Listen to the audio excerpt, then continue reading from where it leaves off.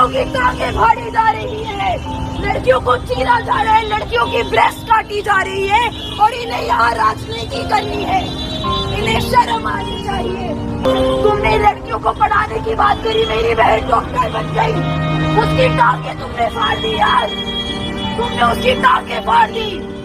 12 अगस्त 2024 को रात के समय उत्तराखंड की राजधानी देहरादून के बस स्टैंड से लगभग सभी लोग जा चुके थे।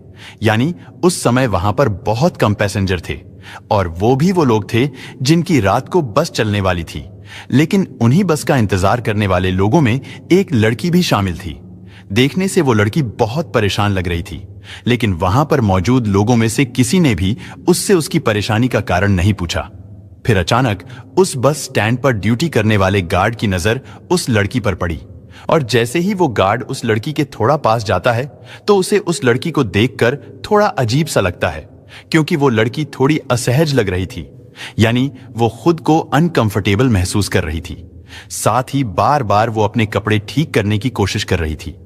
वो बच्ची डरी सहमी सी इधर उधर देख रही थी। उसे देखने से लगता था मानो वो काफी ज्यादा घबराई हुई हो। लेकिन फिर उस गार्ड ने देखा कि जिधर वो लड़की बार बार देख रही थी उस तरफ एक व्यक्ति भी घूम रहा था। वो लड़की बार बार उसी व्यक्ति को देख रही थी और खुद को बहुत ज्यादा अनकंफर्टेबल महसूस कर रही थी। अब उस गार्ड को भी लगने लगा था कि यहां पर कुछ ना कुछ गड़बड़ जरूर है और हो सकता है ये व्यक्ति ही इस बच्ची को परेशान कर रहा हो, क्योंकि उस लड़की की उम्र देखने से 15-16 साल लग रही थी। उसकी मानसिक स्थिति भी ठीक नहीं लग रही थी।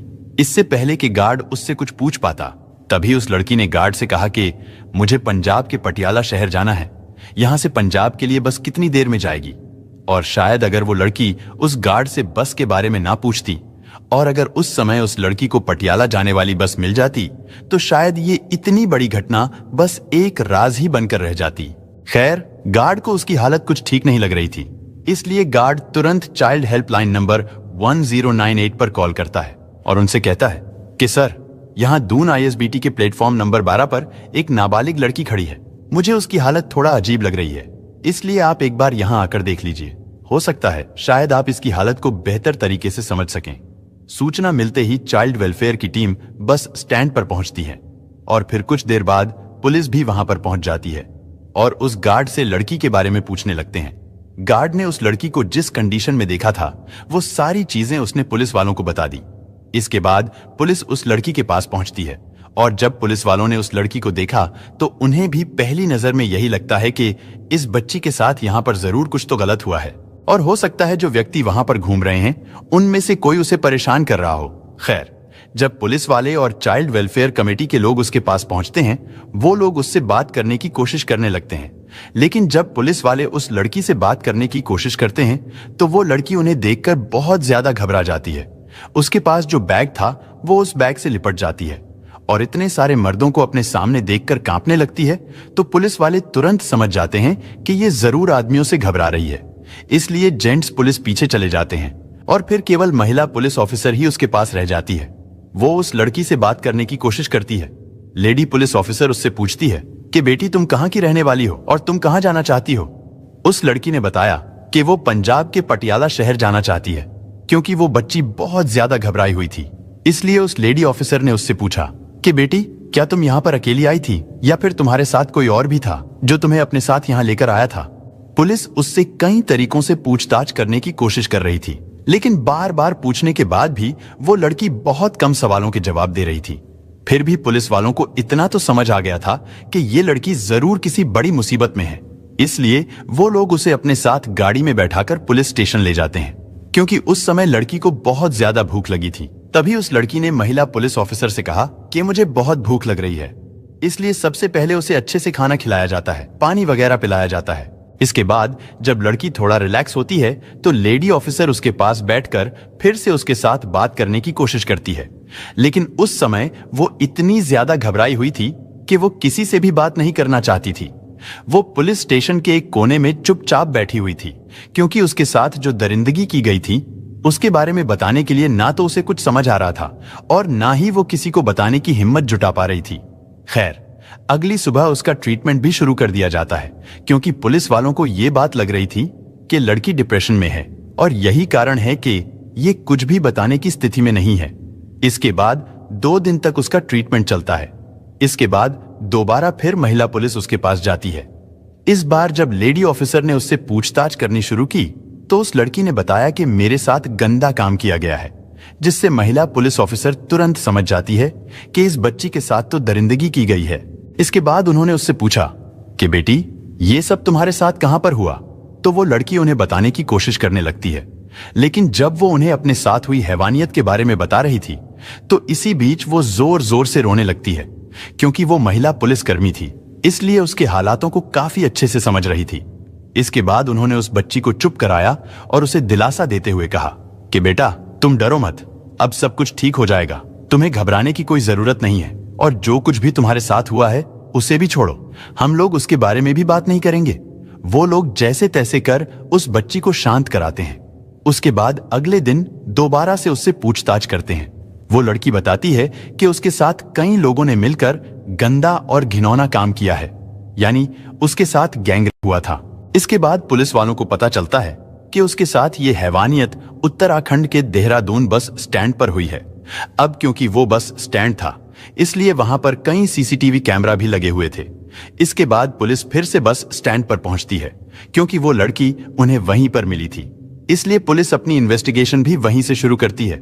इन्वेस्टिगेशन के दौरान जब सीसीटीवी कैमरा को चेक किया जाता है, पुलिस वालों ने देखा कि वहां बस स्टैंड पर उस लड़की के आसपास काफी लोग घूम रहे हैं। फिर थोड़ी देर बाद धीरे धीरे लोग कम होने लगते हैं, और आखिर में जब वो लड़की उस बस स्टैंड पर अकेली रह गई तो उस समय एक व्यक्ति उस लड़की के आसपास घूमता हुआ नजर आ रहा था। वो बार बार उस बच्ची को देख रहा था, इसलिए वो व्यक्ति पुलिस को भी संदिग्ध लग रहा था। और जब उन लोगों ने वो सीसीटीवी फुटेज उस लड़की को दिखाई तो वो लड़की उस व्यक्ति को तुरंत पहचान लेती है। उसे देखकर वो लड़की दोबारा फिर से रोना शुरू कर देती है। वो कहती है कि हाँ, यही वो दरिंदा है, लेकिन इसके अलावा भी कई लोग और थे। इसके बाद पुलिस वाले उस वीडियो फुटेज से उस व्यक्ति की फोटो निकलवाते हैं और फिर से बस स्टैंड पर पहुंचते हैं। वहां बस अड्डे में जितने भी लोग काम करते थे उन सबको वो फोटो दिखाया जाता है और उनसे पूछा जाता है कि क्या तुमने इस व्यक्ति को देखा है? उनमें से ज्यादातर लोगों ने कहा कि हाँ, हम इस व्यक्ति को बहुत अच्छी तरह से जानते हैं। उस व्यक्ति का नाम और एड्रेस पता चलने के बाद पुलिस तुरंत उसे अरेस्ट कर लेती है। इसके बाद पुलिस उससे पूछताछ करती है और कहती है कि अब तुम हमें पूरी बात बताओ कि आखिर तुम लोगों ने उस 16 साल की नाबालिग लड़की के साथ क्या किया था और इस काम में तुम्हारे साथ कौन कौन लोग शामिल थे। पहले तो वो व्यक्ति पुलिस को गुमराह करने की कोशिश करता है, लेकिन जब उससे कड़ाई से पूछताछ की गई तो तब उसने एक ऐसी कहानी सुनाई जिसे सुनकर शायद आपका भी खून खोल उठेगा। दरअसल 12 अगस्त 2024 को शाम के लगभग 4 बजे के आसपास का समय था। दिल्ली के कश्मीरी गेट पर एक लड़की खड़ी हुई थी। वो वहां पर मौजूद लोगों से पूछ रही थी कि भैया, मुझे पंजाब के पटियाला जाना है, वहां जाने के लिए मुझे कौन सी बस पकड़नी चाहिए? क्योंकि उस ISBT में सैकड़ों नहीं बल्कि हजारों बस खड़ी रहती हैं और वो बसें अलग अलग दिशा में अलग अलग शहरों में जाती हैं। इसलिए वो लड़की थोड़ा कंफ्यूज थी कि पटियाला जाने के लिए मैं किस बस में बैठूं। लेकिन वो लड़की जिस व्यक्ति से बस के बारे में पूछ रही थी, दरअसल वो भी एक बस का ड्राइवर था। उसने कहा, तुम परेशान मत होइए, जो सामने बस खड़ी हुई है, तुम इस बस में जाकर बैठ जाओ। वो बस दिल्ली से देहरादून जाने के लिए तैयार खड़ी थी। उस लड़की को उस बस में बैठा लिया जाता है और उससे कहा जाता है कि तुमको किराया देने की भी कोई जरूरत नहीं है, जब तुम्हारा स्टॉप आएगा तो मैं तुम्हें बता दूंगा, तुम वहां पर उतर जाना। इसके बाद धीरे धीरे वो बस चलने लगती है और फिर वो बस रात करीब 10:30 बजे के आसपास उत्तराखंड की राजधानी देहरादून बस स्टैंड पर जाकर रुक जाती है, क्योंकि वो उस बस का आखिरी स्टॉप था। इसलिए सभी लोग एक एक करके उस बस से नीचे उतरने लगते हैं और जब सारी सवारियां वहां से चली जाती हैं तो वो लड़की वहां पर अकेली रह जाती है। इसके बाद उस बस का कंडक्टर और ड्राइवर उस लड़की के पास जाते हैं और उससे कहते हैं कि पटियाला यहां से थोड़ी ही दूर है, लेकिन उसके लिए तुम्हें यहां से दूसरी बस पकड़नी पड़ेगी। वो बस ड्राइवर आगे कहता है कि पटियाला जाने वाली बस थोड़ी देर के बाद जाएगी, तब तक तुम हमारे साथ समय गुजार लो। इसके बाद वो दोनों कंडक्टर और ड्राइवर जिस लड़की को दिल्ली के कश्मीरी गेट से अपनी गाड़ी में बिठाकर यहां लाए थे और जिसकी उम्र अभी लगभग 15 साल के आसपास ही थी, उस लड़की को बस के पीछे वाली सीट पर लेकर जाते हैं फिर उसके शरीर के अलग अलग हिस्सों को छूने की कोशिश करने लगते हैं, उसे परेशान करने लगते हैं और फिर धीरे धीरे उसके कपड़े उतारकर वो दोनों उसके साथ गंदा और घिनौना कृत्य करने लगते हैं। कंडक्टर और ड्राइवर बारी बारी से उस बच्ची के साथ दरिंदगी कर रहे थे। वो बच्ची चीख रही थी, चिल्ला रही थी। उस समय ठीक उन्हीं के बराबर में एक और बस खड़ी हुई थी जो कि ऋषिकेश से दिल्ली रूट के लिए चलती थी। जब उस लड़की की चीखें वहां तक पहुंचती हैं तो उस गाड़ी के अंदर भी 2 ड्राइवर बैठे हुए थे। लड़की के चीखने की आवाज सुनकर वो दोनों भी कुछ देर के बाद उस गाड़ी में आते हैं और वहां पर वो देखते हैं कि उस गाड़ी में एक लड़की बुरी हालत में पड़ी हुई है और उस बस का कंडक्टर और ड्राइवर उस लड़की के साथ गंदा और घिनौना काम कर रहे हैं। अब यहाँ पर वो दोनों ड्राइवर भी उस बच्ची की मदद करने के बजाय उल्टा ये कहते हैं कि अब हम भी इस लड़की के साथ ऐसा ही करेंगे। इस पर पहले दोनों कंडक्टर और ड्राइवर ने कहा कि कोई बात नहीं, आपको भी जो करना है करो। और इसी तरह लगभग 2 घंटे का समय बीत जाता है। उस लड़की के साथ लगातार ऐसे ही गंदा और घिनौना कृत्य होता रहता है, यानी वो चारों उस लड़की के साथ बारी बारी से बलात्कार करते रहते हैं। तब उस गाड़ी का कंडक्टर जो उस लड़की को दिल्ली से अपने साथ लेकर आया था, वो कहता है कि मेरे पास टिकट के कुछ पैसे हैं, मैं ये पैसे कैशियर के पास जमा करके आता हूं। इतना कहकर वो कंडक्टर चला जाता है।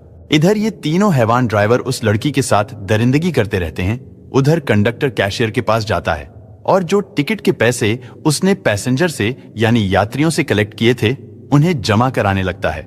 लेकिन तभी कैशियर उससे कहता है कि तुम्हारी गाड़ी तो दिल्ली से रात 10:30 बजे के आसपास बस स्टैंड पर आ चुकी थी, तो फिर तुम 2-2.5 घंटे के बाद कैश जमा कराने क्यों आए हो और इतनी देर तक तुम कहां थे?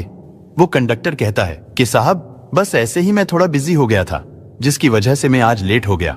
लेकिन जब कैशियर ने उससे तरह तरह के सवाल पूछने शुरू किए तो वो उसके सवालों के सामने ज्यादा देर टिक नहीं पाया और आखिर उसने कैशियर को भी बता दिया कि साहब मेरी गाड़ी के अंदर एक लड़की है, अगर तुम भी चलना चाहो तो मेरे साथ चल सकते हो। कैशियर ने जैसे ही ये बात सुनी तो वो भी उसके साथ जाने के लिए तैयार हो गया। इसके बाद जब वो कैशियर उस गाड़ी के अंदर जाता है तो देखता है कि 2 ड्राइवर उस लड़की के साथ गंदा घिनौना कृत्य कर रहे थे। लेकिन जब उन दोनों ड्राइवरों की नजर कैशियर पर पड़ती है तो वो लोग कैशियर को देखकर कहते हैं कि पहले साहब को करने दो, हम लोग बाद में कर लेंगे। इसके बाद उस कैशियर ने भी उस लड़की को नोचना शुरू कर दिया, यानी उसने भी उसके साथ गंदा कृत्य किया।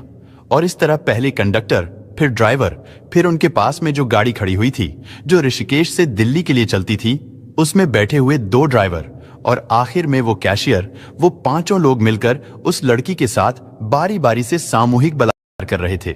और जब वो लड़की चीखने की कोशिश कर रही थी, शोर मचाने की कोशिश कर रही थी, तो वो लोग उससे कहते थे कि क्या तुम पटियाला नहीं जाना चाहती, यानी अगर तुम पटियाला जाना चाहती हो तो तुम्हें ये सब करना ही पड़ेगा। उस लड़की की समझ में नहीं आ रहा था कि आखिर उसके साथ हो क्या रहा है और अब तो उसकी मानसिक स्थिति भी बिगड़ने लगी थी। लेकिन फिर किसी तरह वो लड़की वहां से निकलने में कामयाब हो जाती है या फिर उसे जाने दिया जाता है। इसके बाद वो लड़की रूट नंबर 12 के प्लेटफॉर्म पर पहुंचती है। वहां खड़ी होकर वो बस का इंतजार कर रही थी। वहीं पास में ही एक व्यक्ति मैगी बना रहा था। लेकिन फिर अचानक वहां पर मौजूद गार्ड की नजर उस लड़की पर पड़ती है। गार्ड देखता है एक संदिग्ध व्यक्ति जो कि कंडक्टर था, वो उस लड़की के इर्द गिर्द घूम रहा था और बार बार उस लड़की के करीब जाने की कोशिश कर रहा था। दरअसल उस कंडक्टर को अब डर सताने लगा था कि कहीं ये लड़की किसी को कुछ बता ना दे, इसलिए वो उसे वहां से हटाना चाहता था ताकि वो लड़की लोगों के बीच में ना जाए। लेकिन तभी गार्ड ने बड़ी होशियारी और सूझबूझ के साथ 1098 पर फोन कर दिया था। इसके बाद CWC यानी चाइल्ड वेलफेयर कमेटी के लोग वहां पहुंचते हैं। साथ ही पुलिस भी मौके पर पहुंच जाती है। इसके बाद पुलिस उस CCTV के आधार पर पहले उस कंडक्टर को अरेस्ट करती है जो कि संदिग्ध लग रहा था, और जब उससे पूछताछ की जाती है तो उसके दिए गए बयान के आधार पर 4 और लोगों को अरेस्ट किया जाता है। उन 5 के नाम की बात करें तो उनमें एक का नाम धर्मेंद्र कुमार, उम्र 32 साल, जो कि हरिद्वार के बंजारा गांव के रहने वाला है। साथ ही हरिद्वार के भगवानपुर का रहने वाला देवेंद्र, जिसकी उम्र 52 साल के आसपास है, और एक उत्तर प्रदेश के फारुखाबाद में नवाबगंज के गांव सिला का रहने वाला रवि कुमार। साथ ही हरिद्वार के बंजारा वाला गांव का रहने वाला राजपाल, जिसकी उम्र 57 साल है, और एक देहरादून के पटेल नगर का रहने वाला राजेश कुमार होता है। उन पांचों को अरेस्ट करने के बाद जब उनसे बारी बारी से पूछताछ की गई और जब इस घटना का खुलासा हुआ तो इस घटना के बारे में सुनकर पुलिस वाले भी सिहर गए थे। इसके बाद एसएसपी राजेश कुमार द्वारा उन पांचों के खिलाफ 17 अगस्त 2024 को एफआईआर दर्ज कर ली गई थी। लेकिन सबसे बड़ा सवाल यह था कि आखिर वो लड़की कौन थी और कहां की रहने वाली थी। जब इस बारे में उस लड़की से पूछा गया था कि वो कहां की रहने वाली है, इस पर लड़की ने बताया था कि वो पंजाब के पटियाला की रहने वाली है। लेकिन जब पुलिस जांच पड़ताल करती है तो पता चलता है कि वो लड़की उत्तर प्रदेश के जिला मुरादाबाद के मुड़ापाड़ा थाना क्षेत्र के किसी गांव की रहने वाली है। इसके बाद देहरादून पुलिस ने मुड़ापाड़ा क्षेत्र के उस गांव में जाकर उस लड़की के माता और पिता से संपर्क किया। हालांकि अभी तक तो वो लड़की कह रही थी कि मेरी माँ और बाप दोनों मर चुके हैं, जबकि उसके माँ बाप अभी जिंदा हैं और उसका एक भाई भी है जो रामपुर में मजदूरी करता है। 13 तारीख को इसमें जो है सूचना वहाँ पर जो 1098 है, चाइल्ड हेल्पलाइन है, इनको सूचना वहाँ के गार्ड द्वारा दी गई थी कि एक बालिका संदिग्ध परिस्थितियों में वहाँ पर बैठी एक शॉप पर कुछ खा रही है और इस तरह वहाँ पर कोई संदिग्ध व्यक्ति भी दिख रहा है। तो इसको देखते हुए 1098 ने अपनी टीम के अन्य सदस्य को बुलाया और बच्ची से जो पूछताछ करी, उस पूछताछ में बिटिया द्वारा ये नहीं बताया गया कि वो कहाँ से आई है, किन परिस्थितियों में आई थी, और उसके द्वारा अपना घर कहीं कभी अन्य शहरों में बताया गया। और माता पिताजी के बारे में पूछने पर उसके द्वारा ये बताया गया कि उनके माता पिताजी की डेथ हो चुकी है। तो इस सब चीज़ों को, परिस्थितियों को देखते हुए तब बाल निकेतन ले जाया गया था। और वहाँ इसके बाद उसकी फर्स्ट डे जो काउंसलिंग हुई थी, उस काउंसलिंग में भी वो नॉर्मल परिस्थितियों में उसने इसके द्वारा ऐसा कुछ नहीं बताया गया और अपने घर के बारे में भी बहुत ज़्यादा डिटेल नहीं दी गई। तो काउंसलिंग रिपोर्ट के अवलोकन से भी स्पष्ट हुआ, पूछताछ से भी, क्योंकि जब सेकंड डे काउंसलिंग हुई, थर्ड डे काउंसलिंग हुई, तो कहीं ना कहीं बच्ची द्वारा ये बात बताई गई कि जो है उसके द्वारा 5 लोग द्वारा गलत कार्य किया गया था। चूंकि मामला जब इस तरह का सामने आया पूछताछ में काउंसलिंग के दौरान, तो थाने पर जो है कल साय जो उनके द्वारा तहरीर दी गई थी। उस तहरीर के आधार पर 5 अज्ञात व्यक्तियों के विरुद्ध जो है 70 जो बीएनएस हमारा नया एक्ट है उसके तहत और पोक्सो अधिनियम के तहत केस रजिस्टर्ड हो गया था। और जब उस लड़की के माता पिता से पूछा गया कि तुम्हारी लड़की कहाँ है, तो उन्होंने बताया कि करीब 12 दिन पहले वो लड़की अचानक घर से निकल गई थी। हालांकि इससे पहले भी वो 1-2 बार घर से गई थी, लेकिन हर बार वो लोग उसे जल्दी ही ढूंढ लेते थे। उनका कहना था कि इस बार हमें पता ही नहीं चल सका वो कब कैसे निकल गई। हमने उसे हर जगह तलाश करने की कोशिश की। इसके बाद लड़की के माता पिता उसे लेने के लिए देहरादून पहुंचे, लेकिन लड़की ने अपने माँ बाप के साथ जाने से साफ इनकार कर दिया था कि मुझे इनके साथ नहीं जाना है।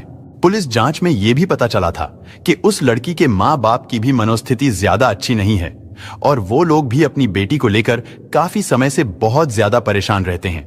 वो लड़की जिसके साथ 5 लोगों ने सामूहिक बलात्कार किया था, उसको तो ठीक से ये भी नहीं पता था कि उसके साथ इतना गंदा और घिनौना कृत्य हुआ है। हालांकि उस लड़की का अभी भी इलाज चल रहा है, साथ ही उसे अभी फिलहाल बालिका निकेतन में रखा गया है ताकि उसकी मानसिक स्थिति कुछ ठीक हो सके। उसकी कई बार काउंसलिंग भी कराई जा रही है और इस घटना से संबंधित अन्य आरोपियों के बारे में भी जानकारी जुटाने की कोशिश की जा रही है। पुलिस का कहना है कि हो सकता है इस घटना में 5 से ज्यादा लोग शामिल रहे हों। साथ ही पुलिस का यह भी कहना है कि इस मामले को फास्ट ट्रैक कोर्ट में चलाया जाएगा और आरोपियों को कम से कम समय में कड़ी से कड़ी सजा दिलाने की कोशिश की जाएगी ताकि समाज में इंसानों के रूप में घूम रहे हैवानों को यह संदेश दिया जा सके कि बुरा काम करने वालों को किसी भी तरह बख्शा नहीं जाएगा। लेकिन इस लड़की के साथ जो होता है, उस घटना को सुनने के बाद कई तरह के सवाल खड़े हो जाते हैं। यानी एक तरफ अभी पश्चिम बंगाल की राजधानी कोलकाता में ट्रेनी डॉक्टर की घटना को लेकर पूरे देश में बवाल मचा हुआ है। इंसाफ के लिए धरना प्रदर्शन भी किए जा रहे हैं, लेकिन ऐसा लगता है कि इस तरह का गंदा और घिनौना काम करने वाले लोगों को शायद अब कानून का कोई डर नहीं रहा, क्योंकि कोलकाता केस के ठीक 3 दिन बाद देहरादून में भी इसी तरह की दरिंदगी की वारदात का हो जाना, ये अपने आप में एक बहुत बड़ा सवाल है।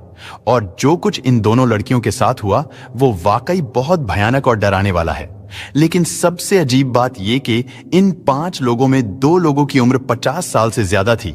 क्या उन्हें उस बच्ची के साथ दरिंदगी करते हुए एक बार भी इस बात का ख्याल नहीं आया कि ये लड़की उनकी बेटी की उम्र की है या फिर उनकी पोती की उम्र की है, जिसे वो लोग सारी रात नोचते रहे, उसकी इज्जत को तार तार करते रहे।